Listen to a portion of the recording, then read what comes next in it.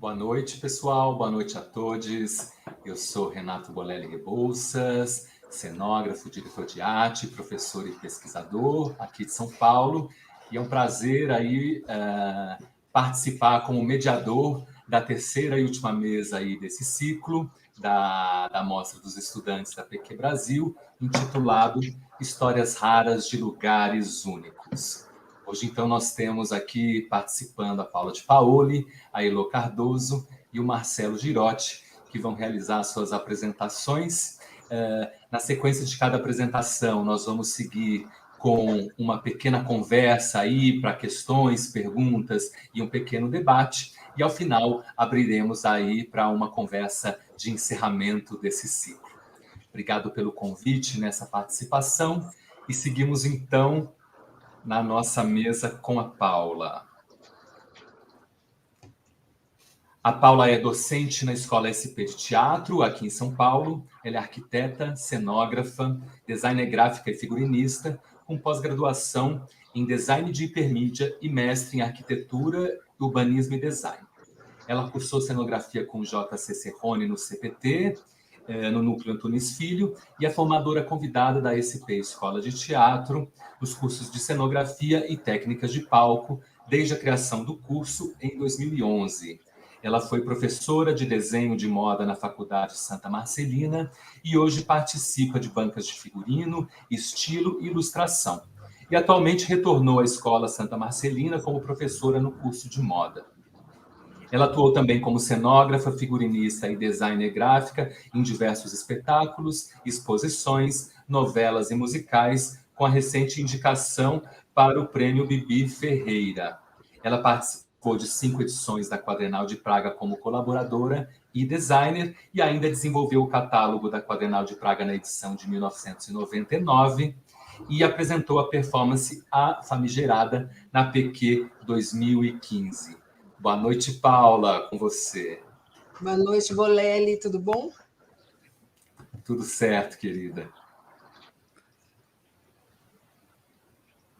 Já podemos passar a apresentação.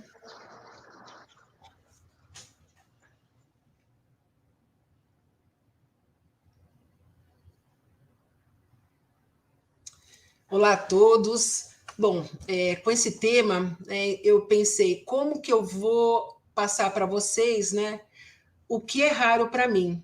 Então, eu fiz alguns recortes. Então, eu pergunto, né, o que é raro para mim, ou para nós, ou para vocês, o que são lugares raros. Eu vou fazer um recorte, né, que eu vou falar de intervenções temporárias, de grandes intervenções temporárias, até vou explicar o porquê do grande, que são alimentos à imaginação. Aí eu pego um gancho aqui um pouquinho na pandemia também, né, que de acordo com a pesquisa da USP, ela mensura, em que mensura como a pandemia transforma a relação dos usuários com os espaços públicos em São Paulo, e que há indícios de um desejo de reconciliação com o espaço público, e a vontade de ocupar espaços abertos, que vai ser o meu recorte de hoje, né? Então, eu vou mostrar alguns exemplos de espaços abertos. A nossa tradição de espaço público, como contenedor do nada público, nasce na Ágora grega. No entanto, era um ideal filosófico abstrato e real, dado que nem todos possuíam o direito de desfrutá-la, mas somente poucos privilegiados. A Ágora era o espaço dos homens livres, adultos e das classes poderosas, promovendo a exclusão por classe, raça, idade e gênero. Desde então, suscita o debate de para que e para quem é o espaço público, de Montaner Dias, de 2017. Também uma outra citação, eu peguei algumas citações que eu achei importantes, né? E eu vou citando um pouquinho como a gente tem uma questão da cenografia regional, né, ou nacional. Eu achei interessante esse texto por causa desse questionamento, né, da nossa cenografia nacional e da cenografia estrangeira. E eu achei interessante que ela coloca um ponto que eu registro lá embaixo.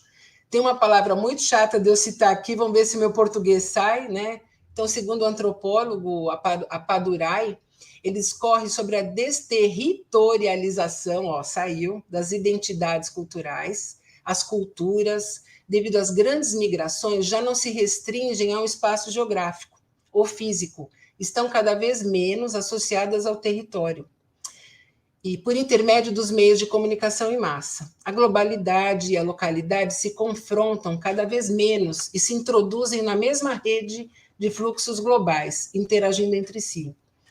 Para que se alcancem melhores resultados para o entendimento das relações complexas entre global, nacional e local, é fundamental que reconheça a sua natureza transnacional e desterritorializada. E aí que entra e que entenda a imaginação como uma das principais forças sociais do mundo de hoje. Então, vocês vão ver que o meu recorte de hoje, ele vai para o caminho da imaginação, e o que é raro para mim. Próximo. O que é raro para mim, né? Eu fiquei pensando nesse tema, né? Eu achei ele muito interessante, e o que é raro para mim, até ele pode ser, essas setas indicam que a gente pode usar de várias formas esses termos, são as minhas experiências únicas, que geram memórias inesquecíveis num determinado espaço-tempo. E claro que o espaço, para mim, é muito importante, né, como cenógrafa. Então, eu vou colocar algumas experiências únicas em espaços abertos, discorrer sobre o tempo, inclusive também o espaço que a gente tem hoje para trabalhar como cenógrafos, como projeto, e o tempo que a gente tem também. Espaço-tempo, né? O espaço-tempo da cidade contemporânea, ela tornou-se um espaço espetacular, onde a obtenção de inúmeros panoramas cria uma nova referência de tempo, desconectando-nos do tempo real das coisas, na medida em que adotamos o costume de olhar para outro lugar ou para frente, em que nos distanciamos da natureza. Os espectadores não encontram limitações de espaços, pois a cidade transformou-se em um palco globalizado que pode ser acessado de forma real ou virtual.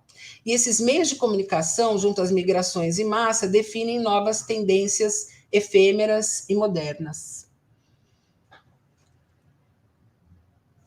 Minhas experiências únicas, né? Nós como criadores, né? Os criadores nos transportarão para outra dimensão, a mundos fantasiados, ou uma nova reinvenção do gesto teatral, a felicidade, a uma experiência estética única, abrirão corações da humanidade e atrairão reflexões, deixarão ressonâncias de imagens, encontros com o improvável e agitarão sentidos, buscarão antídotos. Então, para mim, ainda nesse momento, eu coloco como um item raro para mim. Eu ainda preciso, é uma busca minha, uma necessidade. Então, raro para mim, eu coloco como uma necessidade, uma busca de todas essas questões que eu coloquei aqui. E alimentarão a imaginação, né? Tudo isso vai nos alimentar. E tocarão a consciência do público, mas também trarão questões de urgência social, política e econômica de nossa sociedade. Aí eu fiz um diagramazinho, né? Os cenógrafos, os espectadores, essa troca, né? Então, o papel do cenógrafo de criar mundos com principal objetivo comum, seja qual for o objetivo, né? Esdrúxulo, o de que se tornem experiências inesquecíveis e transformem o cotidiano das pessoas. E essa troca para materializar o imaginário, né? Tanto no nosso cotidiano perturbado ou em espetáculos acidentais. Não dava para deixar de citar um trechinho da Pamela, né, que eu relacionei aqui com o meu recorte. Segundo a Pamela Howard, uma das atrações de um espaço teatral não convencional é que isso une atores, espectadores, em uma aventura e exploração conjunta do espaço. Os espectadores parecem dispostos a se aventurar para assistir montagens nos espaços mais distantes e incomuns, deslocando-se para pedreiras, piscinas, subúrbios, hangares, lagos, ilhas. Os espectadores, os atores, tornam-se parte do plano cenográfico em um espaço cênico fluido, sem um ponto de vista fixo, como um teatro de palco italiano. Aí eu já começo a colocar alguns exemplos, né, de alguns espetáculos de rua. Esse é o La Machine, que para mim são experiências únicas, né? Então eu coloco aqui o raro, porque essas experiências para mim são únicas. São o que para mim trazem, colocam essas memórias inesquecíveis e que são produzidas em espaços abertos. A perturbação é o elemento surpresa, intencionalmente provocados nos transeuntes urbanos. São ingredientes presentes no La Machine, que é esse grupo que eu apresento aqui. As cenas que não poderiam deixar de ser nas ruas, o teatro de rua, acontecem em lugares em que não se esperava que acontecessem. E, por esse motivo, em locais do cotidiano das pessoas, convidando-as a fazer parte de uma fantasia coletiva. Então, é o elemento surpresa que eu coloco aqui como raro, né? É a minha colocação do raro como um elemento surpresa. Memórias inesquecíveis também eu ilustro com outro grupo de rua, que é o Royal Deluxe, que particularmente tem um fascínio, né? Na verdade, claro que eu não vi esse espetáculo, mas só essa imagem já me provoca uma memória inesquecível e tudo isso já é um momento raro. Tanto essa intervenção que eles fizeram, quanto essa imagem, inclusive, né, que ficou no meu inconsciente como uma memória, né? E para mim, esse momento, inclusive, né, dessa contemplação dele na cadeira, tudo isso para mim também é raro. A nossa falta de tempo que eu coloco lá na frente já é um momento raro, você poder sentar e contemplar. Então, segundo Royal, né, um acidente, ele coloca como acidente espetáculo, é o encontro inesperado, brutal e avassalador de um espectador com uma imagem, que foi o meu caso aqui com essa imagem, um choque imaginário que fica impresso na memória do público. A perenidade dessa impressão depende da qualidade misteriosa e poética da imagem. Então, para mim, de novo, né, estou sempre pontuando que são momentos raros, né, proporcionados por essas intervenções, pela cenografia, por todas essas performatividades. Além disso, aí eu coloco uma outra questão, que é onde eu vou chegar nas minhas escolhas, né? Eu fiquei pensando, por que eu escolho o espaço urbano, por que eu escolho gigantes, né? A seguir vocês vão ver. Eu coloco aqui, né? Os teatros, cada vez mais, eles vêm sendo obrigados a disponibilizar os espaços compartilhados. Né? Então, a gente tem muitos espetáculos e de outros gêneros acontecendo ao mesmo tempo. Somos obrigados a dividir o mesmo palco com outros projetos de outros gêneros completamente diferentes. E essas exigências tendem a causar um efeito encolhedor nos projetos cenográficos e nas áreas correlatas, devido ao pouco espaço de armazenamento nas coxias, limitação na quantidade do número de vários, até mesmo na redução do palco. Mesmo assim, né, aí também falo do tempo, além de tudo, a gente tem também as restrições econômicas, o monta e desmonta diário dos cenários e da confessa falta de espaço de nossos espaços cênicos tradicionais. E a despeito disso, né, dessas condições, atreverem-se a impedir nossas intenções criativas e imaginativas, em particular na síntese nítida das escalas. Então, o que eu coloco aqui não é uma crítica, mas é uma situação que eu vejo, né, em que a gente não pode, a gente tem uma limitação hoje de espaço, de tempo, de técnicas, de econômicas, são várias limitações e que limitam um pouquinho na escala das nossas cenografias. E na síntese nítida das nossas escalas, das tridimensionalidades, perenidades das nossas cenografias, controladas pelo elemento facilitador e econômico, mas, por outro lado, ela promove um grande deslocamento do pensamento criativo e para a área da cenotecnia, com soluções técnicas mirabolantes, né, porque a gente tem que fazer cenários caberem dentro de mala, dentro de saveiro, cada vez diminuem mais, portáteis e desmontáveis. Isso é uma vantagem também.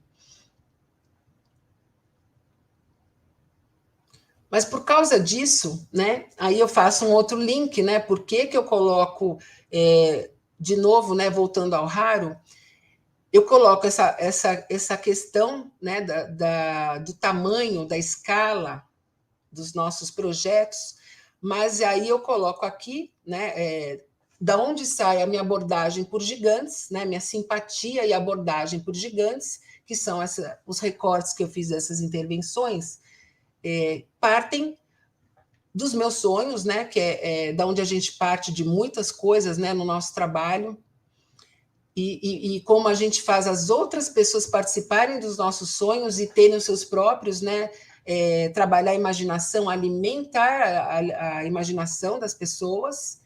Então, aqui eu coloco a minha, né, que é o raro, que foi quando eu descobri por que eu tinha essa questão, né, com espaço, com a escala grandiosa. Então, a minha simpatia por gigantes, referência dos meus sonhos, além do seu teor onírico, mítico e lúdico, permeia o meu imaginário, que, segundo o Wunenburger, é o espelho das nossas emoções, e que talvez tenha surgido exatamente pela minha imensa busca pela liberdade de expressão espacial.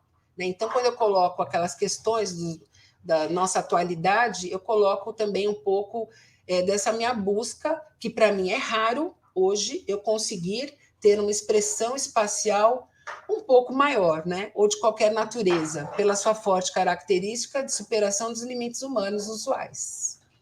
E aí eu coloco várias... que quando eu busquei isso, eu comecei a buscar lá atrás, na minha infância, muito voltado à televisão, aos seriados, e tudo que eu lembro, né, eram gigantes, né? Esse elemento do gigante, né, que sempre percorreu aí as minhas memórias, né? As inesquecíveis. Aqui eu falo um pouquinho do tamanho, né, já que eu estou falando de gigantes. Uma coisa interessante, né, que eu fui pesquisando, essa parte do tamanho, né, a influência dramática do tamanho, assumindo dimensões e pontos de vista completamente incomuns, seu site específico, o uso extemporâneo dos espaços e seu caráter democrático e de conscientização, que não seria de outra maneira inserido nas cenas urbanas, né? Porque a gente olha a quantidade de pessoas que participam, levam ressonâncias do teatro às ruas, causando experiências misteriosas, estranhamentos, encantamentos, emoções intensas, provocando um profundo sentimento de pertencer a esses lugares. A formação da amabilidade urbana, né? É um conceito que a Adriana Sansão colocou forte, né, num livro interessantíssimo sobre a amabilidade urbana e a conquista do espaço e requalificação urbana. E à medida que esse gigante percorre a cidade durante a performance, as pessoas aglomeradas se afastam para dar passagem e se aglutinam mais. Então, as pessoas elas se afastam, mas elas vão ficando mais próximas. E nesse momento há uma contração desses limites invisíveis próximo ao corpo, reduzindo essa distância pessoal cotidiana, mais um efeito da intervenção temporária. Esse daqui é um outro grupo, né? Essa é uma puppet, né? A Little Amal, ela percorreu vários países, né? Ela é uma refugiada e ela foi percorrendo vários países. É muito, muito bonito esse trabalho aqui. Ainda falando, né, sobre a escala, né, que é o que eu coloco aqui como raro para mim, né, gigantes do espaço público, os objetos de gigante escala e proporção, a princípio, nos fazem sentir menores, né, diminutos, humilhados, e a inspirar certo respeito devido à sua natureza visceral, que acaba impactando nossos sentidos e emoções. O gigante projetado propositadamente para causar impacto, ele domina o espaço e que se encontra e causa um efeito redutor à nossa volta. E nossa atenção passa a se voltar exclusivamente para ele. E o mais interessante é a resposta do público, que é proporcional ao tamanho do gigante. E esse que nos proporciona um ponto de vista único, equilibrado e unificador. Aqui também, né, mais uma imagem do Royal Deluxe, né, em que o próprio boneco, né, está relaxado, né? Eu falo do tempo, né, lá atrás, que a gente a gente tem hoje menos espaço e também menos tempo para se envolver com os projetos. Eu gostaria que a gente tivesse muito mais tempo de envolvimento com os processos de projeto de uma cenografia. Elas estão cada vez mais imediatistas e eu sinto, para mim também, isso entra no meu item raro, né? A falta de tempo, o imediatismo e a rapidez, né? Sempre ouvi que você pode ser rápido, mas não ter pressa. Então, eu sinto que a gente está com um pouco de pressa nos nossos processos. E eu acho isso raro ainda quando a gente consegue ter tempo para discutir, para conceituar, para participar, para se envolver nos processos. Há nesse momento a velocidade contemporânea imposta pela cidade que insensibiliza o ser humano, mas essa palavra achei muito bonita, uma desaceleração encantadora que essas intervenções temporárias causam, tem a habilidade de ativar uma outra ordem de tempo e espaço, mais contemplativa e até mesmo mais questionadora. E, mais uma vez, conectando as pessoas à cidade.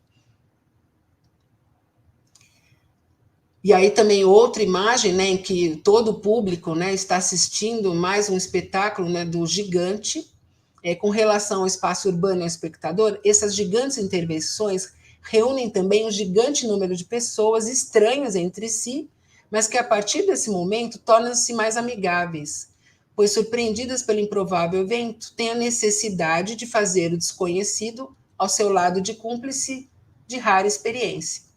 Então, aí fica o meu recorte, né? Eu coloco uma rara experiência, na verdade.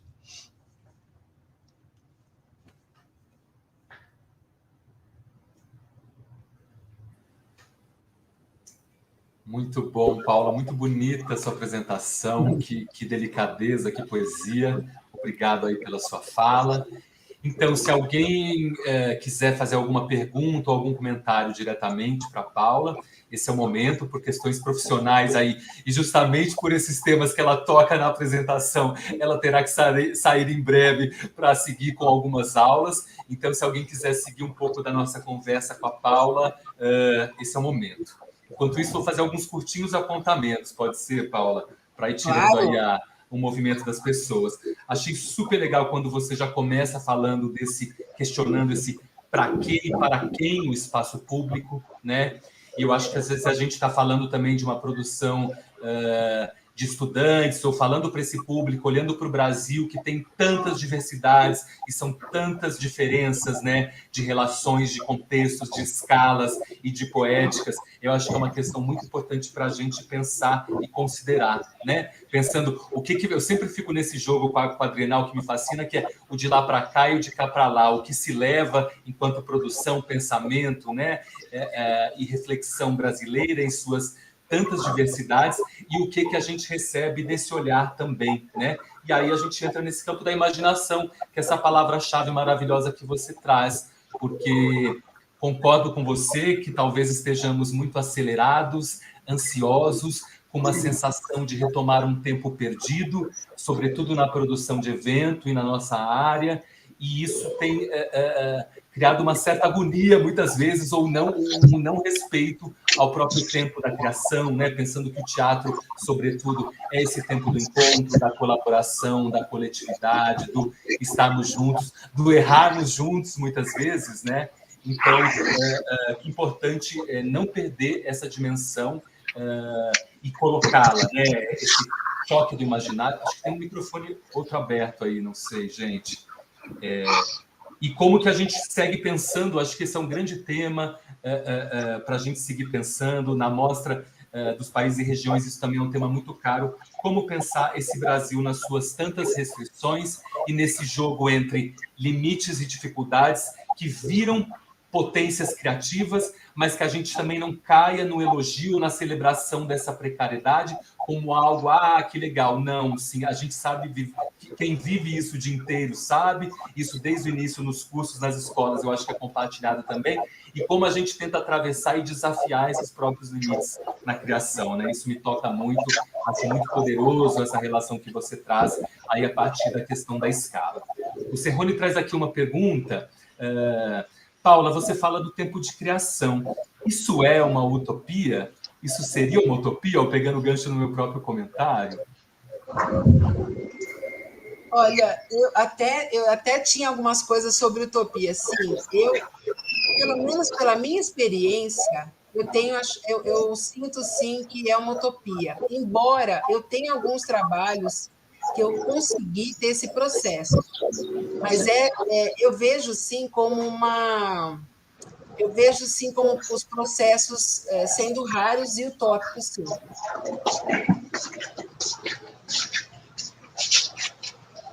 Desculpa, o microfone aí tá. Estamos com algum microfone aberto, né? Boa, Paula. Cada vez mais, ou como que a gente vai atravessando e entendendo isso no cotidiano, nos tempos possíveis, né? Como você coloca, né? Entendendo que o nosso próprio processo de criação não é só ele em si, mas tudo que envolve esse conjunto complexo de situações, né? E o Fernando Marés comenta aqui com a gente, né? Concorda contigo? Sim, Paula, as experiências estão se tornando raras, né? Concordo também, Fernando. Se você quiser falar um pouquinho mais sobre isso, dessa ideia de experiência.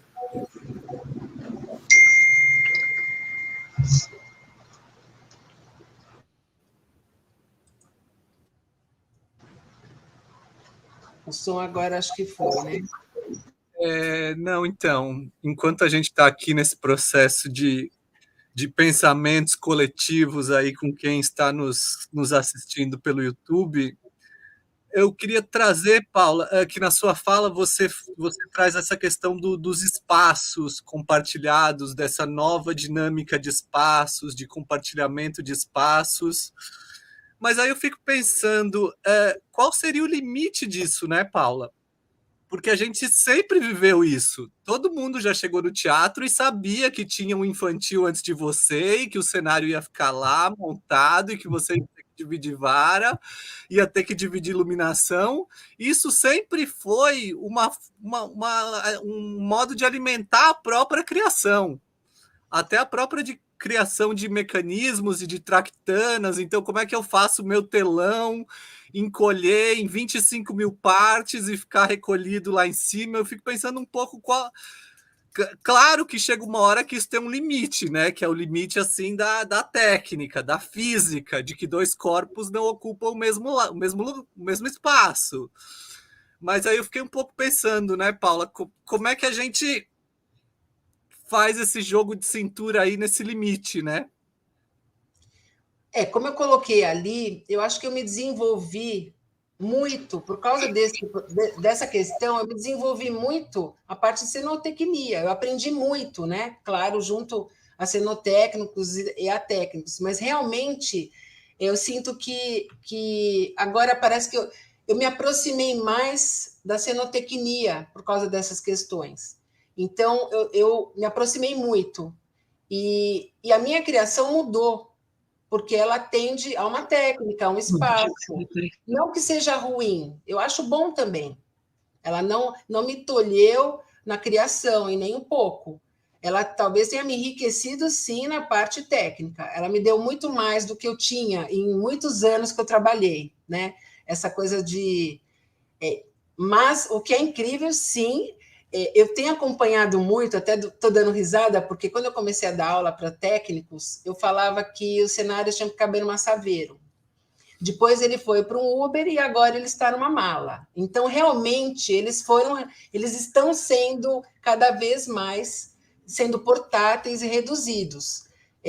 Eu acho incrível, porque realmente eu fiz o último que eu projetei era de uma complexidade técnica tão grande, às vezes nem é visto isso, porque é um cenário muito simples, né? São espetáculos infantis que são carregados em mala, que são portáteis, porque eles viajam muito, mas a riqueza técnica que tinha ali, às vezes nem é muito vista, né? Mas ela também é um processo rápido, né? Tudo é muito rápido, sim, mas é um processo. O processo de execução ele está um pouco maior agora do que o da criação. É só um pouco de cuidado, né? ter um pouco de cuidado para não se sobrepor ao outro processo, que até o Cerrone colocou como utópico, né? A gente não tem que aumentar esse espaço entre um e outro. Mas eu acho muito rico, né? Aqui no Brasil a gente tem essa característica muito maleável, né? Essa maleabilidade nossa nos enriquece muito. A gente tem soluções interessantíssimas, técnicas, e também aí que ajudam também na criação, né? E essa maleabilidade é rara em alguns lugares lá fora, Paula. Essa maleabilidade é o próprio raro em alguns casos. Sim. Se alguém lá fora falar sobre raro, deveria discutir um pouco sobre isso. Que isso nós não temos. Nós temos essa qualidade nossa é incrível. Eu já participei de projetos lá fora, eu fiquei muito surpresa, né, com a rigidez, com o tempo, né, que eles usam, né, para resolver alguns problemas que são simples até, né? Uhum. E acho que é justamente aí onde mora esse encontro, né, Paula? É muito bonito te ouvir, justamente não como um lamento ou como uma problematização apenas, mas como uma possibilidade, né? Um local de encontro mesmo entre o pensar, o fazer, o realizar. O Cerrone está aqui comentando no chat que um dia foi na sua casa e você estava despachando um cenário numa mala para o Espírito Santo, né? Ele até pergunta, esse infelizmente é o caminho? Talvez não total também, né? Mas eu acho que isso nos mantém com uma capacidade inventiva que muitas vezes pode chegar à exaustão mesmo de nossa, que difícil fazer isso, como você coloca. Ao mesmo tempo, isso mantém uma vivacidade da criação, que eu acho que é por isso que o Brasil acaba sendo tão reconhecido, sobretudo no contexto de Quadrenal de Praga, em muitas experiências. Eu acho que a gente é muito celebrado justamente por essa possibilidade e por nunca termos um princípio comum ou um lugar previsível de trabalho, né? O que eu sinto falta, até quando o Cerrone coloca que é triste, eu até coloco aqui por isso que eu coloco o raro, que é a questão das escalas, da perenidade. A gente hoje não consegue, muito difícil você ter um cenário que fique por um tempo no teatro, né? Que ele seja fixo, a gente chama de fixo, né? Sempre ele vai ter que sair, ele vai ter que ter uma técnica para isso. E aí sim, o que eu acho triste é essa redução, né? A gente não tem. A gente fica realmente confinado a algum espaço. A gente não pode aumentar, diminuir, fazer ele pesado.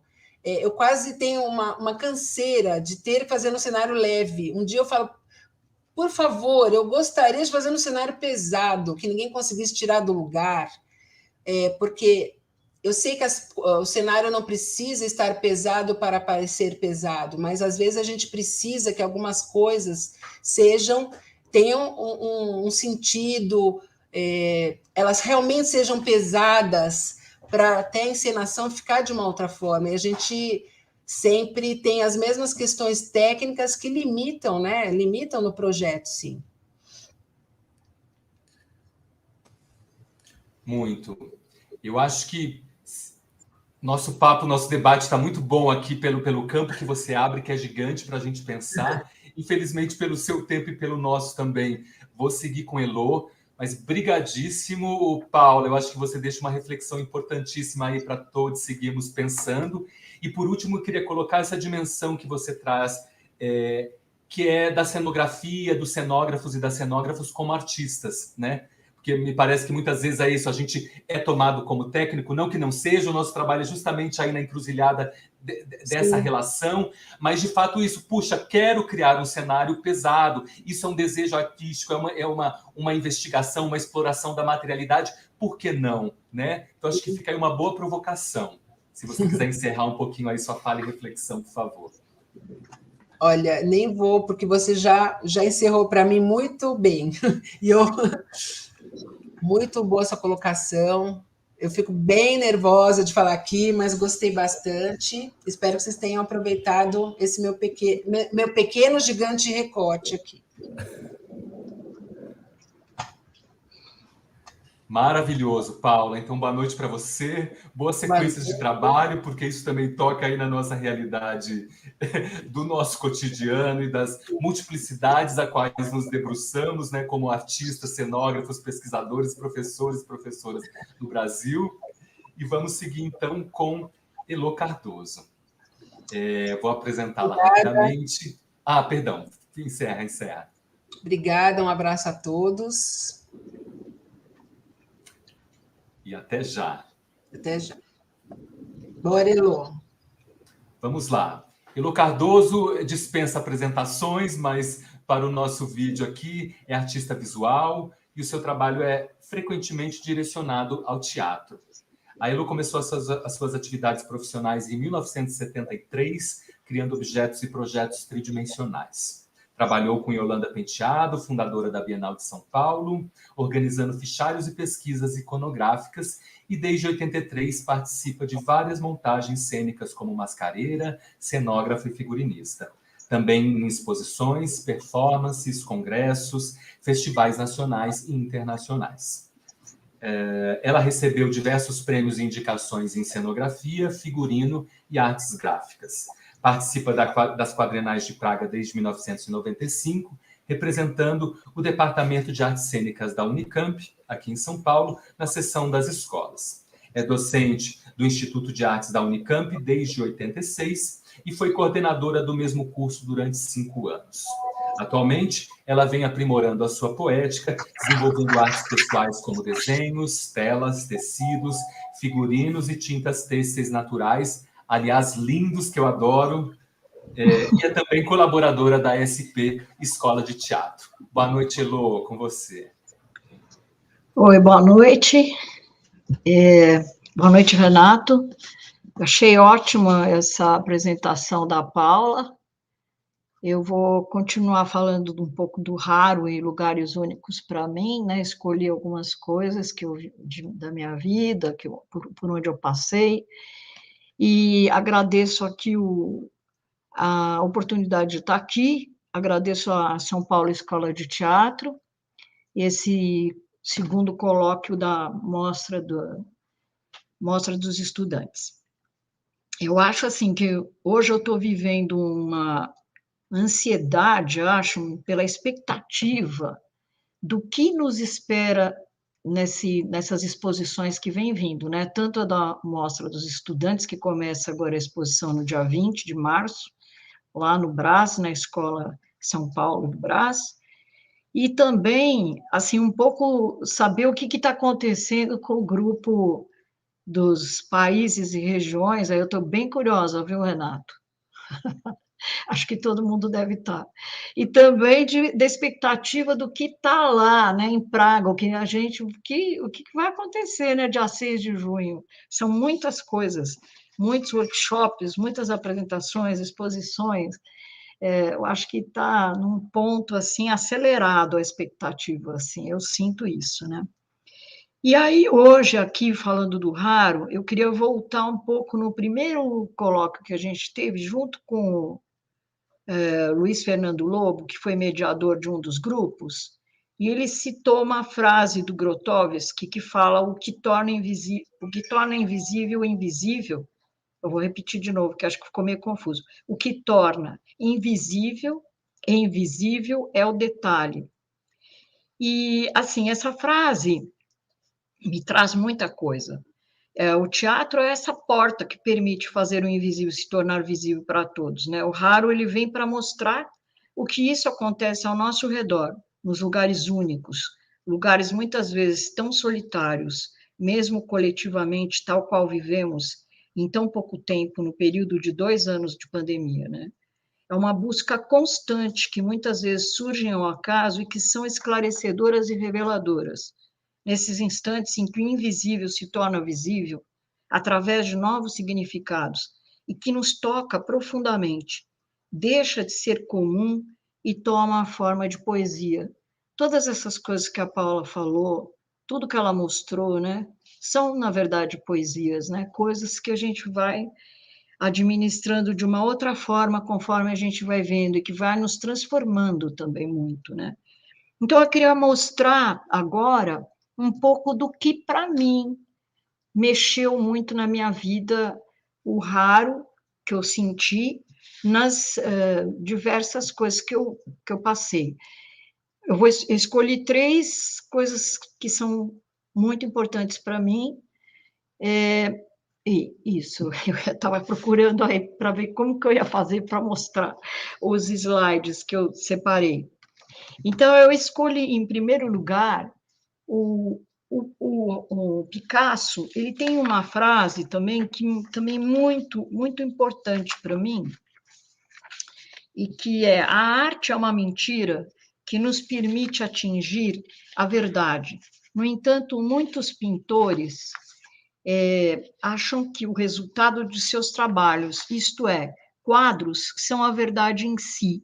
A verdade se realiza além da tela, jamais sobre ela. A verdade se realiza através da relação entre a pintura e a realidade. O Picasso começou a desenvolver o cubismo a partir de uma visita que ele fez, uma exposição que teve de arte africana no Musée de l'Homme, em 1905. E esse trabalho, então, pegou muitas máscaras de diversas regiões da África, que são as máscaras Dan, as máscaras do Zaire, da Angola, e máscaras do Gabão, que a gente vê aqui representadas nessas pinturas e uma comparação delas, né?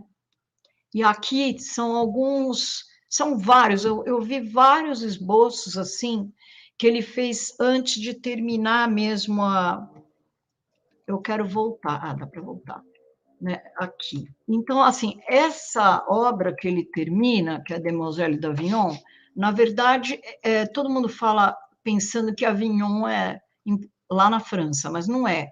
É uma rua, Avignon, em Barcelona, na Espanha, e seriam, então, as Damas de Avignon, que é uma rua de prostitutas, de bordéis, em que ele frequentava, né? Então, tem várias coisas que você pode ler e, assim, essa descoberta que ele faz, e que para ele também, a verdade das coisas, elas estão através dessa pintura, em que ele usa e se inspira nesse trabalho de máscaras que é super sensível, estilizado, né? Muito diferente do que normalmente a gente vê, e que, de certa forma, tem muito a ver mesmo com o cubismo.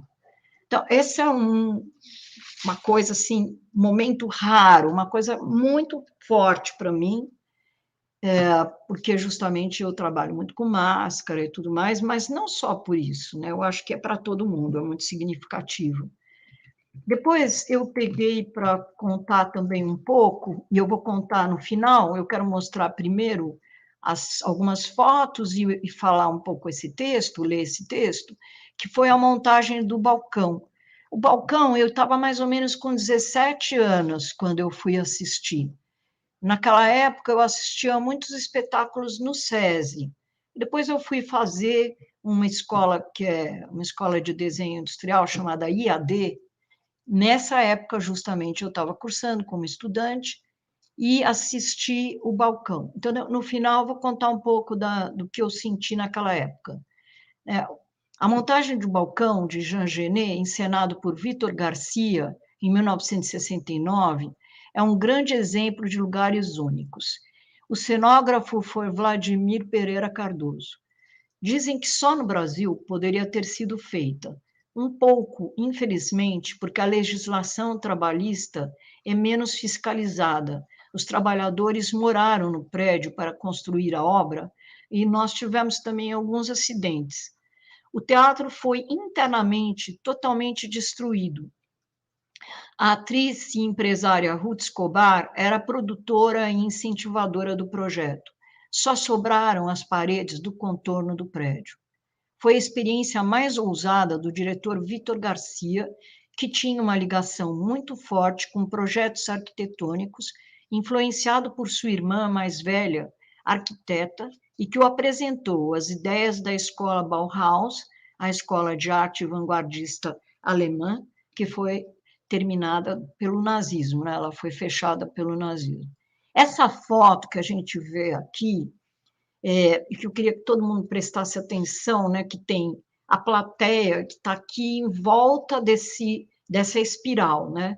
E depois a gente voltaria aqui, depois que eu terminar de ler um pouquinho o que eu estou apresentando. Aqui eu já falei, desculpa. Aqui tem o Teatro Total do Walter Gropius, né, da Bauhaus, que ele fez para Erwin Piscator, que nunca foi realizado, né, ele ficou apenas no projeto. E continuando, então, e mais especificamente nos trabalhos de Gropius, Moholy-Nagy e Le Corbusier. Victor Garcia era fascinado pelas tractanas de teatro de bonecos, gênero que experimentou no começo de sua carreira e deixou grandes marcas, assim como as tractanas e as máquinas dos cenários construtivistas. Também nos cenários construtivistas que deixam aparente todas as estruturas, né?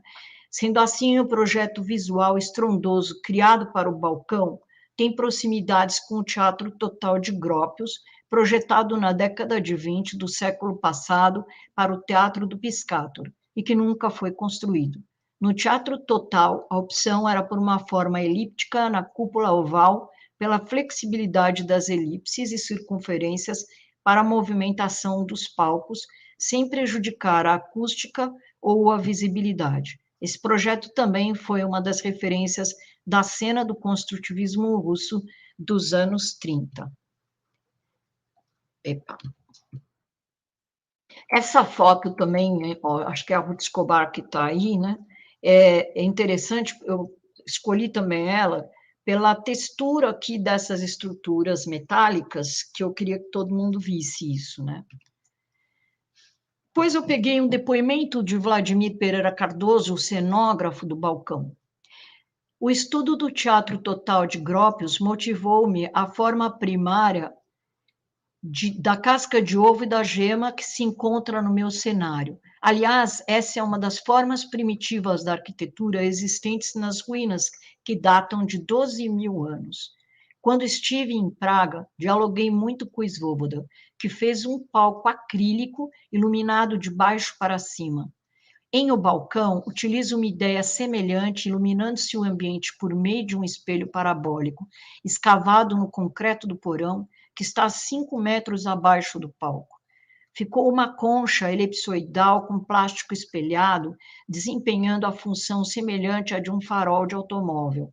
Há um módulo que sobe e desce e é de ferro vazado com acrílico. Nesse palco móvel, passam-se muitas cenas, mas os atores distribuem-se por todo o teatro, inclusive nos passadiços inclinados em que fica o público. Do urdimento desce uma rampa em espiral com 9 metros de altura, sendo utilizada em alguns quadros, do espelho parabólico aos urdimentos a 20 metros de altura. Além disso, foram instalados 5 elevadores individuais e 2 guindastes que suspendem 2 gaiolas, onde dialogam Irma e Carmen. As duas, Irma e Carmen, Ruth Escobar e Célia Helena. Os atores usam plataformas que são pequenos palcos individuais, verdadeiros trampolins. Há ainda uma mesa ortopédica, que é essa que está aqui na foto ao lado, que entra no módulo sem necessidade que ninguém a empurre. Uma parte da estrutura metálica de seccionamento treliçado se abre para a entrada dos revolucionários. O cenário inteiro exigiu 80 toneladas de ferro. Como esse funil foi concebido para o balcão, o ferro vai virar sucata quando terminar o espetáculo. Aqui mais uma foto que a gente vê bastante da onde a plateia está, né, que são vários andares. Aqui é que eu já tinha passado, eu não sei, às vezes eu estou voltando e estou achando que estou indo para frente. Desculpa, gente, eu vou só concluir um pouco a minha conversa com a minha sensação, né? Deixa eu só pegar aqui. Foi uma das primeiras vezes que eu fui no teatro, com 17 anos aproximadamente, todo mundo comentava do espetáculo no balcão, do cemitério de automóveis, foi na época, uma época muito rica, a época da ditadura, época que os estudantes estavam ligados em todos os movimentos possíveis de tudo que estava acontecendo. Até hoje eu sinto a sensação de estar subindo naquela estrutura de metal que ia ao lado daquela espiral em que a gente, quando antes de começar o espetáculo, a gente não entendia direito aonde era o palco, o que estava acontecendo, o que ia acontecer. Mas conforme a gente mexia e todo mundo estava subindo, aquela estrutura enorme, que tinha um espaço de 25 metros ali de altura, você tinha a impressão que você podia cair, fazia muito barulho, tinha uns ruídos por causa de todo o peso das pessoas subindo e sentando naqueles lugares. Você tinha um pouco de medo, achando que poderia desabar tudo com você. A gente enxergava todas as pessoas que estavam acima de você, abaixo de você, trazendo uma sensação de estranhamento, um misto de medo e de surpresa. Quando andávamos, a estrutura toda balançava. As cenas eram em uma espiral central, os personagens desciam e subiam através de um piso móvel. A estrutura permitia uma certa transparência. Em um determinado momento, parte da estrutura começa a se abrir para o início de uma cena. Então, de repente, aquilo abre no meio e anda, vira, mexe, e de lá, de não sei de onde, entravam, então, os revolucionários, que o Vladimir até fala. Bem resumidamente, o balcão é uma casa de ilusões, um bordel de luxo, onde os clientes podem dar vazão às suas mais mirabolantes fantasias. Nas primeiras cenas, 3 clientes se transformam em bispo, general e juiz, representando assim os poderes da igreja, forças armadas e a justiça. Tudo isso em meio a uma revolta revolucionária. O espetáculo realizado principalmente com imagens extremamente fortes e impactantes, o que traduzia criticamente o cruel momento político que vínhamos enfrentando. Com censura muito forte, mais do que o próprio texto, as imagens revelavam toda essa situação. O crítico Jan Michalski disse: o balcão é o primeiro espetáculo brasileiro que constitui, segundo tudo leva a crer, uma inovação de âmbito mundial na concepção do espaço cênico.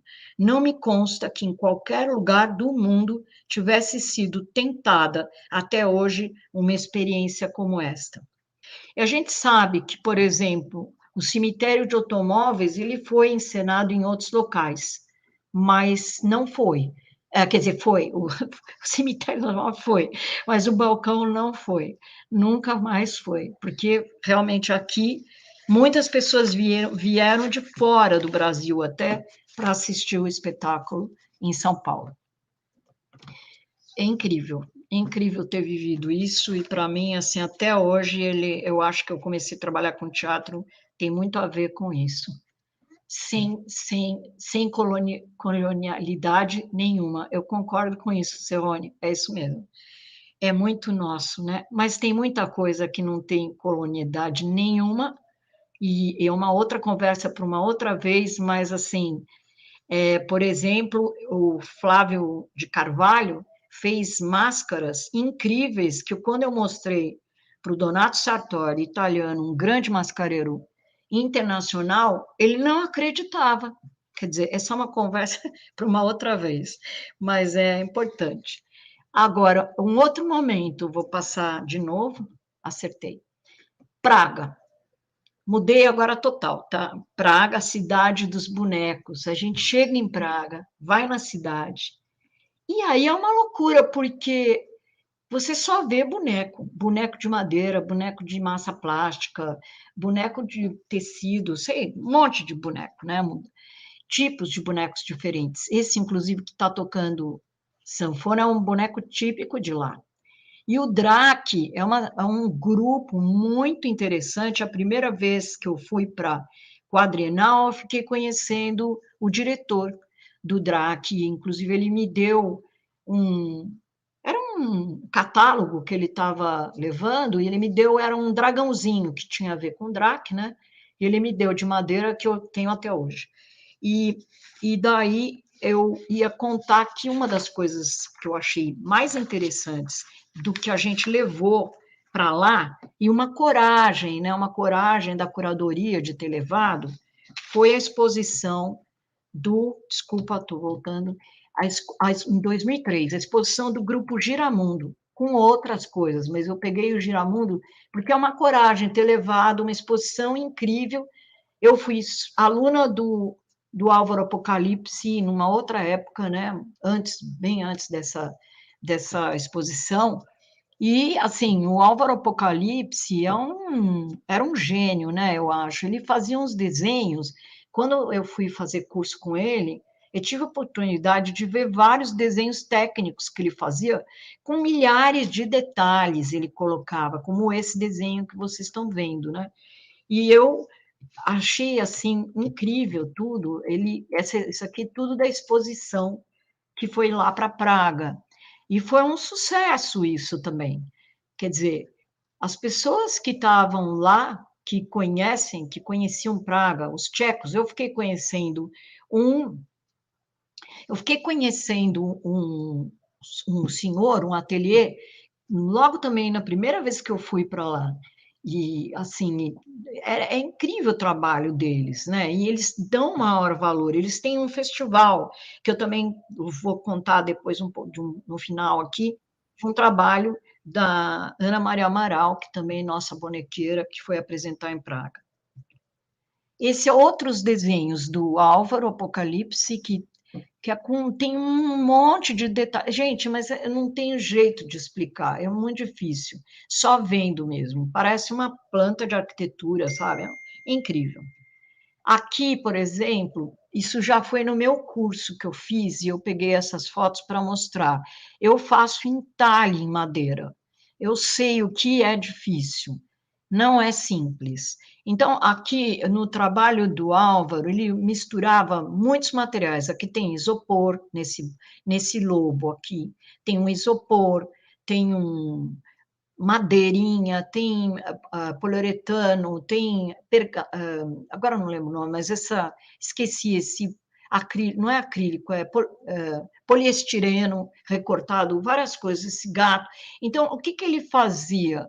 Eu vou mostrar uma foto que mais para cá, aqui sou eu fazendo curso, aqui, essa mãozinha, eu separei essa mãozinha com toda essa coisa do raro, da delicadeza de cada trabalho, às vezes que a gente não presta atenção.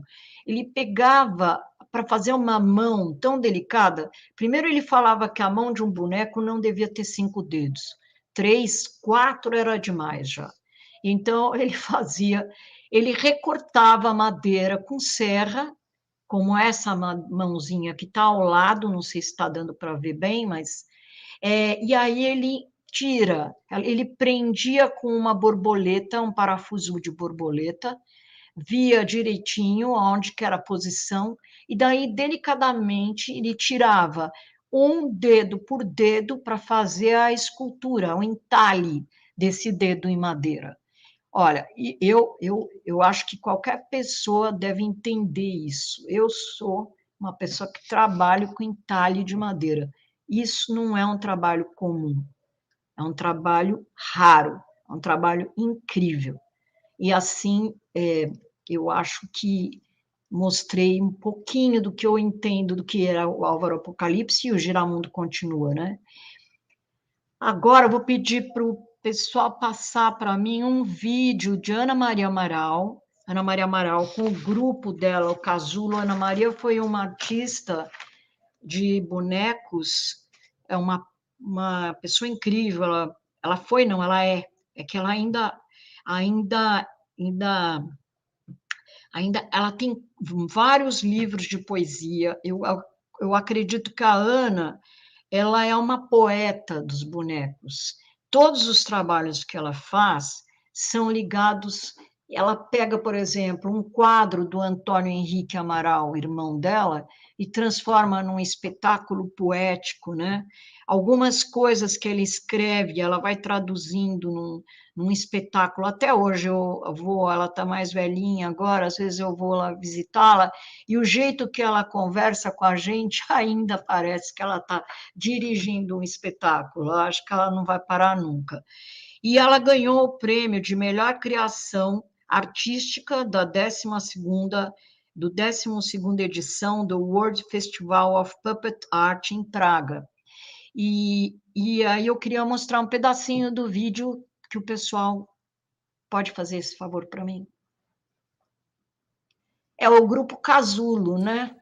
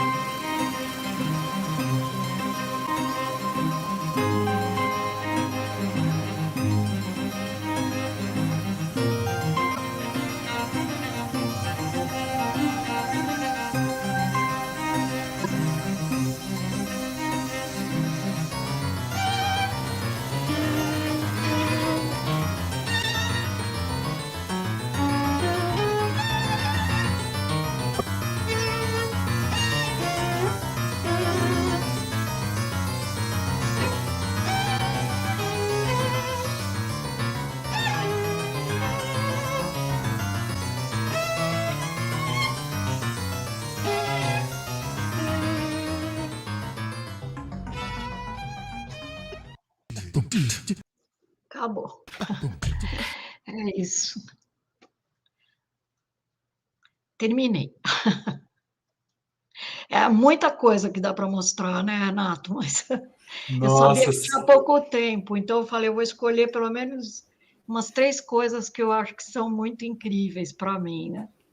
Maravilhoso, Elô. Muito obrigado pela sua apresentação e troca e depoimentos, né? É muito bonito como essas falas de hoje estão seguindo de uma maneira muito poética nesse intrincamento aí, né? Você começa falando dessa experiência de ver o balcão. Acho que muitas pessoas aqui no chat compartilharam ou o fascínio de terem visto ou o desejo por não terem visto.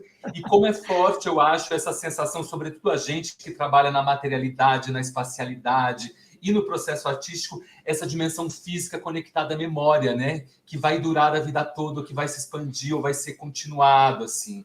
E acho que você toca em muitos pontos, continuando até de outra maneira as conversas da Paula. Muito bonito ver que de muitas maneiras a gente está pensando coisas parecidas, né? Nessa relação entre técnica e arte para produzir poesia, de que não é um lado ou outro, e como a gente vai atravessando as dificuldades, talvez em direção ao difícil, né, Elô?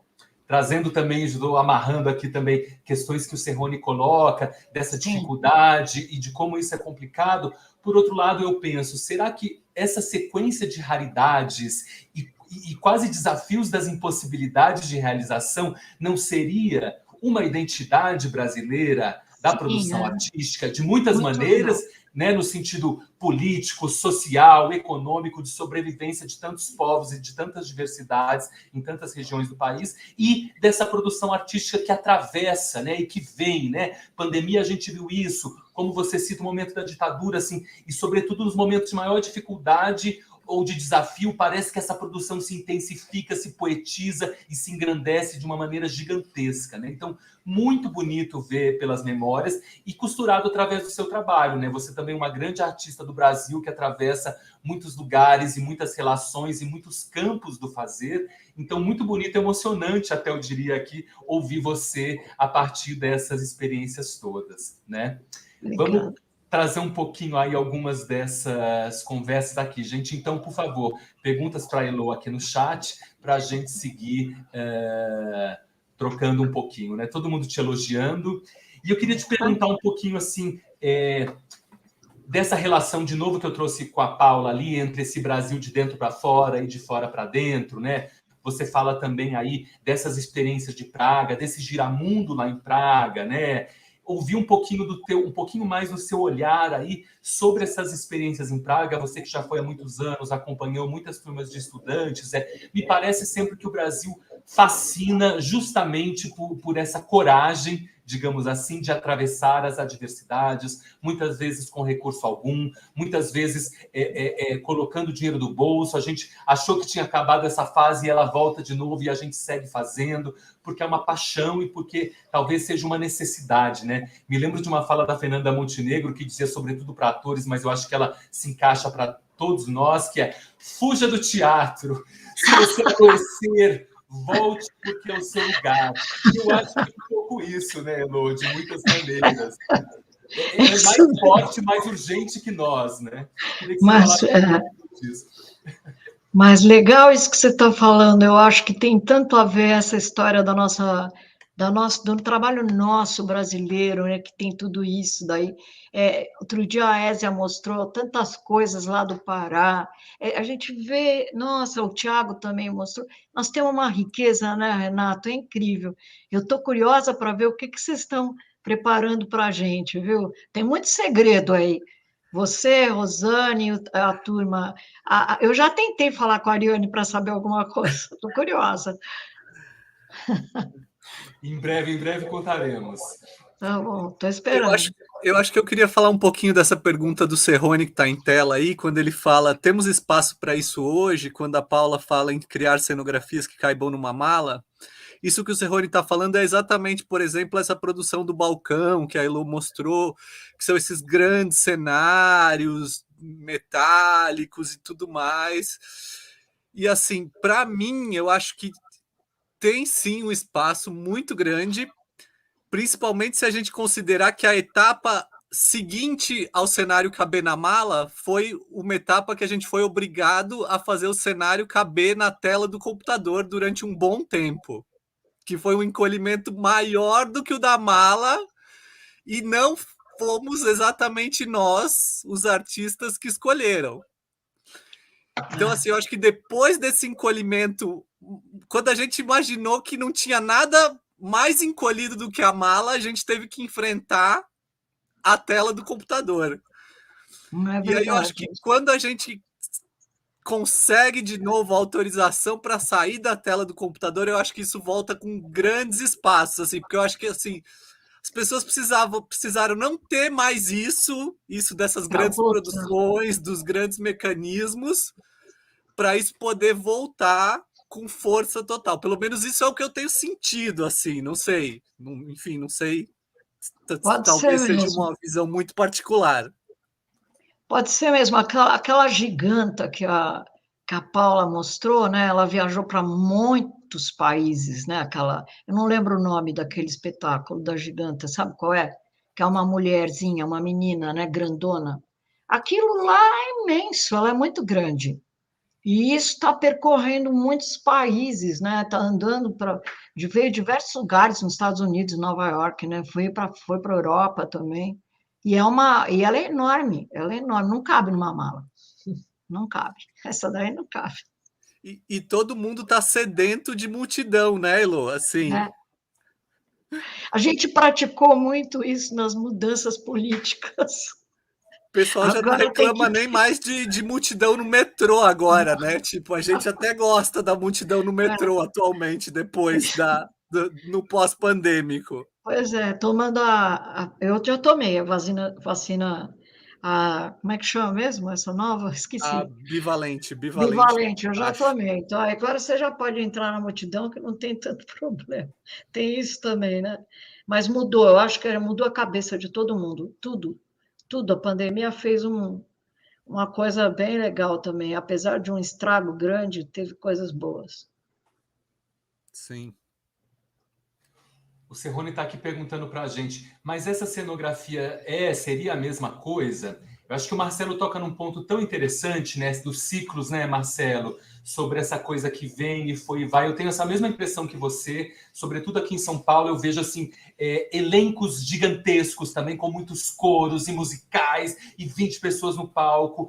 E não necessariamente a gente tem cenários grandiosos, acho que sobretudo pelo que a Paula colocou ali, pelos grandes limites que a gente tem, mas uma vontade de uma cena grande, expandida, gigante, um pouco como você mostrou, começa mostrando lá no balcão, Elô. Você acha que faz sentido um pouco essa ideia dos retornos, ou em que medida você imagina aí esse momento agora também como um momento raro de retorno para esse presencial e essa vontade imensa de se encontrar, de fazer bagunça junto, de aglomeração? Eu acho que desse poder aí também da arte de conectar e trazer as pessoas ao vivo, né?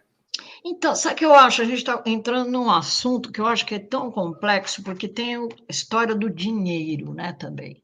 Dos projetos que são aprovados, os que não são aprovados, de como que eles são aprovados, quem é a pessoa que vai dar direito de você poder pedir um dinheiro ou não. Se você, por exemplo, se você não tiver um teatro, como todo mundo acha que tem que ter um teatro, construção, tijolo, cimento, né, uma coisa que é fora disso, ou a coragem que a Ruth Escobar teve de arrebentar tudo, não sei se chegaria a tanto, mas o que eu quero dizer é assim, uma coisa que custa muito, ela tem que comprovar para alguém que aquilo vai voltar, de certa forma, em dinheiro, ou em propaganda, ou sei lá, em alguma coisa, né?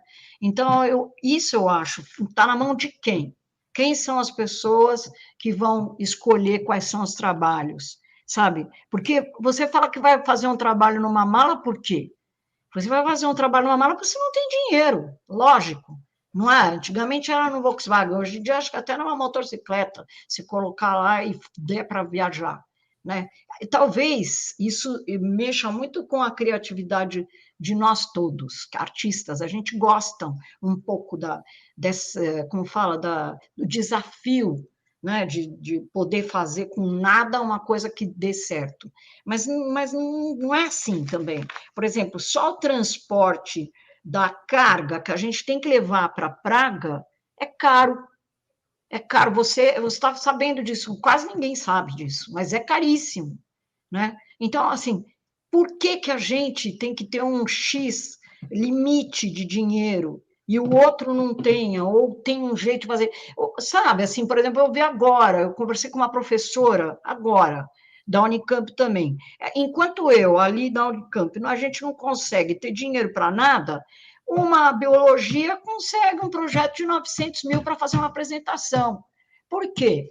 Sabe? Então, são esses valores que eu acho que a gente tem que começar a ver como fazer para mudar isso, porque eu acho que tudo vem junto. Não sei, você acha que eu estou falando bobagem? Pode ser, não sei. O que você acha?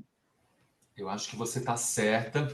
E você tocou num ponto anteriormente também que eu achei muito legal, quando o Marcelo estava falando das escalas e do digital, de que a gente estava praticando, não só no período de pandemia, mas especialmente no Brasil, com o governo anterior, praticando esse exercício da cidadania e de política e de exercer direitos e de cobrar direitos e de apontar questões. Eu acho que, né, se a gente for pensar na lei de fomento ao teatro aqui em São Paulo, tantas leis, e agora, felizmente, todo esse movimento de reinauguração de Funarte, retomada de Ministério da Cultura, eu acho que isso tudo vem junto. Infelizmente, a gente acaba vivendo também, nesse caso, processos cíclicos, né, de desmonte, remonte, desmonte, remonte, e isso acabou virando uma força motriz muito doida, mas sim, né, ainda operamos, agora parece que, né, recomeçando, engatinhando de novo para reestruturar, para organizar, para movimentar. Por um lado, as institucionalidades das coisas facilitam por um lado, mas por outro lado, concordo com você, elas querem números e muitas vezes o fazer da arte do teatro ele não está reduzido ou resumido num número apenas, né, com relação às experiências. Isso eu acho que sempre fica essa questão, sobretudo para as novas gerações que estão aí, a luta continua sempre, a cada passo, a cada nova geração, a cada ano, a cada década, de ter que se organizar obrigatoriamente como uma única saída de defender esses interesses e essas possibilidades, né? A Rosane coloca aqui, né, Rosane Muniz. Boa noite, Rosane. Quando o teatro vai ser entendido como importante para a economia criativa desse nosso país tão rico em cultura e diversidade? É uma loucura essa falta de entendimento pela nossa sociedade, de fato. Sabe que também eu acho, assim, as contrapartidas também. Tudo isso. E, nossa, é muita coisa para falar. Muita coisa. O que é a contrapartida para eles? O que é para nós? Às vezes é um outro serviço que você faz a mais. Pode prestar atenção. A contrapartida, você faz o espetáculo e a contrapartida tem ainda uma outra coisa ali presa. É impossível, né? É um trabalho de Sísifo, né, Elô? Interminável, parece. Mas o Márcio Tadeu toda hora fala isso, que é Sísifo. A gente esse trabalho esse é o nosso trabalho. E eu acho que por até para a gente tentar um encerramento aqui, são conversas que se abrem e vão longe, poderíamos seguir debatendo bastante esse tema, porque ele é fundamental, mas para encerrar um pouco aqui essa etapa, para a gente chamar Marcelo. Isso também eu acho que está no campo do raro, né? Me parece que a nossa cultura, a nossa produção, sempre que eu estou circulando fora do Brasil ou por outras regiões, tem isso, né? A gente insiste, né? E insiste de forma muito contundente. E eu acho que isso é raro. Pensar que em muitos contextos, sobretudo no norte, europeus e norte-americanos, né? Não se cria sem dinheiro ou sem uma verba pré-aprovada. Né? Isso não se faz em muitos contextos. Então, acho que é uma raridade muito bonita que você toca, que é dolorida, dolorosa, mas que nos faz profundamente fortes e resistentes. Né? Então, muito obrigado, Elô, por trazer tantos temas aí tão tocantes, poéticos e importantes. E vou apresentar aqui rapidamente o Marcelo para a gente encerrar nosso encontro de hoje. Marcelo Girotti, cenógrafo, figurinista, iluminador, contra-regras e maquinista. Atualmente é doutorando no PPGAC da UFBA, na Bahia, e professor do Centro de Cultura, Linguagens e Tecnologias Aplicadas da Universidade Federal do Recôncavo Baiano, da Bahia, perdão. Ele é mestre em artes cênicas pela Escola de Comunicação e Artes, a ECA-USP, e graduado em arquitetura e urbanismo pela Universidade Mackenzie. Ele também é membro do grupo de pesquisa sobre tecnologias e hibridismos da Sena, da UFRJ. Em 2006, concluiu o curso livre no Espaço Cenográfico de São Paulo, lugar em que participou da equipe de criação do projeto Brazilian Birds, selecionado para participar da Cenofest, vinculada à Quadrenal de Praga em 2007, e desde então participa regularmente desse evento. Ele orientou uma obra audiovisual selecionada para a Mostra das Escolas de Cenografia em 2019.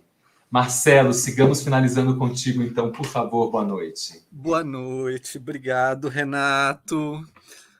Bem, eu fiquei com essa tarefa hercúlea agora de falar depois de duas colegas de peso que trouxeram, assim, questionamentos e temas muito, muito caros para a nossa discussão. Além de tudo, eu fecho também essa última noite, que começou com falas do professor Márcio Tadeu, trazendo questões sobre censura na atualidade, na contemporaneidade, como que essas questões reverberam. Mas eu vou tentar aqui, então, ser um pouquinho breve em algumas questões teóricas que eu vou trazer para vocês, tentando responder um pouquinho a pergunta de o que é raro na atualidade? Ou o que é o raro na atualidade? Porque quando a gente pega o tema proposto pelo Quadrenal, eles trazem esse artigo na frente, que é o raro. Eles botam esse artigo na frente. E, para mim, esse artigo, ele tem implícito nesse artigo exatamente o que o Renato trazia para a nossa discussão, que é a questão da poesia. Que é exatamente como é que a gente traz uma poesia para essa palavra, para esse adjetivo raro. E aí eu só queria lembrar para vocês, então, que esse tema, né, da mesa de hoje, ele é o tema proposto pela Organização Geral do Quadrenal de Praga da edição 2023, e ele traz esse subtema junto com ele, que é Histórias Raras de Lugares Únicos. E aí, quando a curadoria da Mostra dos Estudantes, especificamente, quando a organização apresentou para a gente esse tema, enfim, houveram seminários de discussão e tudo mais, a primeira leitura que eu tive, por exemplo, foi responder com questões de materiais. Então nós vamos buscar quais são os materiais raros no Brasil ou nos diversos Brasis que existem dentro desse país continental. A minha primeira resposta, assim, imediata, a resposta que veio, então tá bom, então eles estão falando de materiais quando eles estão falando de raro. Aí, na verdade, o time curatorial teve que parar e olhar um pouco para isso. Não, mas espera aí, mas será que materiais é a única resposta para essa pergunta de o que é o raro?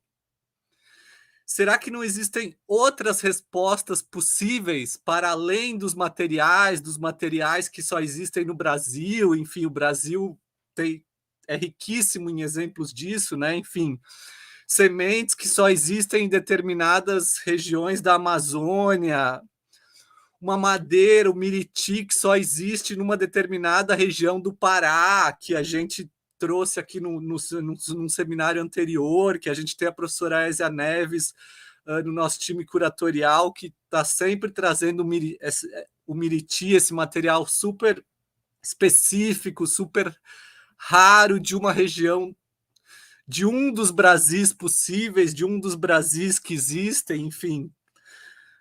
Quando eu estava discutindo um pouco o tema para preparar essa mesa com a Elô, veio essa questão de tentar usar sempre, então, os Brasis no singular, porque, enfim, não existe um Brasil. E aí, essa questão da pluralidade também, acho que o Tiago trouxe uma questão na mesa de ontem, quando ele responde a pergunta que é, então, existe uma cenografia brasileira? Ele diz, talvez existam cenografias brasileiras, enfim, sempre essa letra S, que acho que ajuda muito a gente a trazer algumas questões. Enfim, mas aí a ideia era só um pouco compartilhar essa minha visão de raro. E aí outras respostas que foram surgindo para essa questão de o que é o raro, por exemplo, será que na atualidade a artesania não é um pouco rara depois dessa chuva de tecnologia que a gente teve que ter aí num pandemia e pós-pandemia? Essa questão da artesania, acho que isso tem muito a ver com questões que a Paula traz, talvez. Essa questão dos mecanismos, da maquinária, será que isso também não virou raro em algum momento e que agora a gente começa a olhar para isso de novo? Acho que o cenário do balcão tem um pouco isso, né? Também traz essas questões da artesania, da construção e tudo mais. Mas, enfim, talvez trazer um pouco para a discussão, então, quais são as possíveis respostas para essa questão, né? O que é o raro, para além dos materiais que só existem no Brasil ou que só existem em determinados países, sei lá, na Dinamarca, na Noruega. Talvez pensar um pouco isso, Renato, a gente pudesse trazer uma discussão um pouco nesse sentido. Não sei o que você acha sobre isso. Obrigado, Marcelo. Achei ótimo te ouvir. Muito pontual e muito contundente aí que você traz para encerrar a conversa. Eu vou dizer que, enquanto a equipe da Mostra Países e Regiões, pequeno spoiler, não contando, mas eu acho que a gente concorda que são muitos Brasis. Temos concluído muito isso. Não é possível atuar no singular né? Porque são muitas dimensões. E talvez, te ouvindo, eu usaria dizer que todas essas possibilidades que você aponta seriam caminhos para pensar essas raridades, né? Acrescendo o que Elô trouxe, o que Paula trazem, talvez não seja de fato, né? Esse questionamento eu tinha muito, né? O que é a Suécia pensando raro e selecionando uma obra dos últimos 4 anos, e o Brasil com uma dimensão continental, com as suas diversidades e realidades absolutamente distintas, pensando essa questão, esse tema. Não forma a par, né? São coisas completamente distintas de fato, né? E eu acho que isso vai ser tão rico da gente ver, como ele fala, esse entusiasmo e expectativa da gente ver isso lá na PQ, né? Eu acho que essa dimensão da poesia ela é fundamental. Agora, nesse retorno, eu tenho feito bastante coisa em teatro e eu tô lá em cima da escada, pendurando uma coisa na vara e eu penso, nossa, isso é muito raro. E talvez seja pelo conjunto de questões ligadas a esse fazer. Estarmos ali, estarmos juntos, estarmos praticando uma arte que insiste em ser coletiva, de muitas pessoas. Eu acho que isso é de uma amplitude e de uma poética que é muito específica, dadas todas as diferenças que a gente pode ter nas nossas regiões e micro-regiões, digamos assim, né? Eu acho que esse campo da materialidade, felizmente, nós temos uma riqueza gigantesca de materiais e recursos naturais, e isso eu acho que é uma grandeza absoluta dentro da nossa raridade, né? Se a gente for pensar aí no campo global dessas relações e dessa nossa coisa muito dinâmica e muito, né? Eu vou trabalhar com o que tem ou vou atrás do que não tem para construir. Isso faz com que a gente sempre vá encontrar outras possibilidades. Então, acho que essa riqueza é um caminho. E essa dimensão da artesania, concordo com você, não só na maquinaria, mas também no fazer, retomando o Elô aí, que trouxe esses bonecos feitos de muitos materiais para fazer uma mãozinha, gente. Eu acho que é isso, é essa ordem dessa delicadeza e dessa insistência na criação, né? O Serrone traz aqui da nossa cenografia brasileira, penso que ela é caleidoscópica. Concordo completamente, né, Serrone? E quase, talvez, incapturável, né, nesse sentido. Apesar de compreendermos e concordarmos dela ser diversa, eu acho que, de fato, ela seria incapturável, né? E Fernando Marés traz aqui também para a gente, sempre muito diversa, né, essa cenografia, e é sempre uma artesania, né? É um resgate muito importante, muito, né, Marés? Mesmo grandes teatros, em grandes produções, a gente está lá trabalhando nessas questões de uma forma distinta, sobretudo aí dos países de norte ou de suas produções, né? Ou quando o Telume também comenta aqui, traz para a nossa conversa assuntos raros que precisamos fomentar, plantar e cultivar nesse Brasil mestiço e diverso. Muito, né? São muitas possibilidades. Queria que você, no momento final, avançasse um pouquinho mais, Girotti, devolvendo aí para as pessoas, como você, apesar de você ter apontado alguns pontos, pessoalmente, assim, você teria uma memória pessoal, uma experiência que é remarcável para você aí dessa raridade nesse fazer cênico? Você aí, atravessando pela Bahia, tantos lugares, foi para fora e também tem aí diferentes contextos de percepção. Sim, acho que você me deu uma boa sugestão de resposta. Acho que quando eu saí de São Paulo, que eu morei 2 anos e meio em Brasília e depois eu fui para o estado da Bahia, acho que essa minha noção de raridade ela mudou muito, assim, né? Porque raro para a gente em São Paulo é não ter a praia, não ter a areia, não poder pisar na areia. Aí quando você vai para a Bahia, você tem essa possibilidade de estar ali com o pé na areia todo dia. Aí acho que a sua noção de raro ela dá uma chacoalhada, né? Acho que eu me lembro muito dessa experiência, talvez, assim. Muito legal. E muito legal como essa conversa toca aí nas pessoas de diferentes maneiras, como esse comentário que a gente está vendo da Fabiana, né? Comentando, e de fato, concordo, Fabiana, boa noite. Como esse tema é amplo, no sentido que ele pode ser tomado por muitos aspectos, e cada caminho que a gente vai abre uma porta e é um labirinto sem fim de possibilidades aí, né? Realmente. Então, acho que pelo nosso horário, infelizmente, vamos ter que seguir aí para o encerramento desse encontro, um encontro que poderia durar dias a cada tema, eu acho que cada fala, né? Porque abre muitas possibilidades muito estimulantes para nós.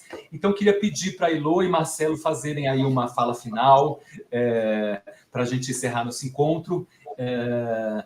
Se ninguém, não temos mais perguntas aqui, para a gente então encerrar nossa sexta-feira e esse segundo colóquio. Sim, acho que o tema do raro é realmente assim inesgotável. Se a gente for tentar esgotá-lo, a gente vai ficar aqui transmitindo 5 horas e meia, talvez. Mas como ele é uma tentativa de abarcar exatamente aquele momento que era quando a gente estava vivendo um começo de pós-pandemia possível, né? Porque a organização do Quadrenal, ela divulga o tema exatamente naquele momento de ok, então agora a gente já pode sair, mas como é que é, né? A própria Quadrenal até demorou muito tempo para confirmar que o evento seria presencial, porque durante muito tempo eles não sabiam se essa possibilidade existiria em 2023. E aí como é que esse tema ele serve muito bem tanto ao não pandemia quanto ao pós-pandemia e todos os seus efeitos, né? Enfim, só acho que, queria concluir um pouco com isso e passar para a Elô. Desculpa, Elô, não deixei você ir primeiro, perdão. Imagina. Eu vou agradecer a você, Renato, ao Marcelo, a Paula que estava aqui, e a todos que estão nos assistindo, e contar que eu errei. A exposição não vai ser no Brás. Então, é um convite que eu estou fazendo a todos que estão aqui. Espero que estejam bem curiosos para ver o trabalho dos nossos estudantes do Brasil todo, que será na Praça Roosevelt, um lugar muito fácil de chegar, lá na Escola São Paulo. De 20 de março a 5 de abril. Anotem essas datas. Avisem os seus amigos. Exatamente. Muito bom. Eu também estou muito curioso para ver essa produção rara e todo esse movimento nacional aí dos estudantes acontecendo. Então, a gente encerra aí esse ciclo e esse encontro de hoje. Obrigado o convite aí pela Mostra dos Estudantes, a PQ Brasil, Serrone, equipe, toda a organização da turma maravilhosa, gigante, que tenhamos uma ótima mostra aqui no Brasil e todos que puderem ir para Praga, enfim, acho que vai ser muito inspirador e reinspirador, né, voltar a esse contexto, né, Elô, e rever tantos amigos, tantas pessoas queridas e ver sempre esse impacto brasileiro que eu acho sempre muito bonito e sempre muito emocionante. Então, obrigado a todo mundo, boa noite para nós e sigamos aí até o próximo encontro. Obrigada.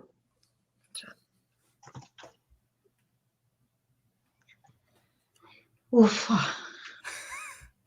Você foi bem elogiado.